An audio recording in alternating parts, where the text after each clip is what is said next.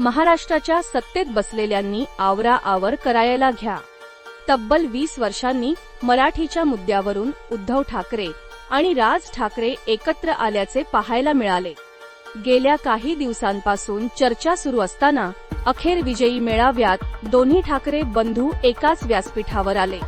यावेळी ठाकरे गटाचे खासदार संजय राऊत यांनी दोन्ही ठाकरे बंधूंना एकत्र आणण्यात महत्त्वाची भूमिका बजावली. दोन्ही नेत्यांची भाषणे सुरू असताना संजय राऊत हे पडद्यामागे एका खोलीत बसून हा सर्व कार्यक्रम पाहत होते. राज ठाकरे आणि माझा कायम संवाद राहिला आहे.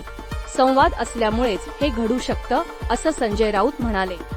यावेळी संजय राऊत यांनी निवडणुकीच्या पार्श्वभूमीवर विरोधकांना इशारा दिला आहे. महाराष्ट्राच्या सत्तेत जे शत्रू भेटले आहेत त्यांनी आता आवराआवर करायला घ्यायला हवी. सिंहासन खाली करो ठाकरे आये है, अशी घोषणा आम्ही देणार आहोत. बाळासाहेब जिथे आहेत तिथून हा सोहळा ते पाहत आहेत, असंही संजय राऊत यांनी म्हटलंय.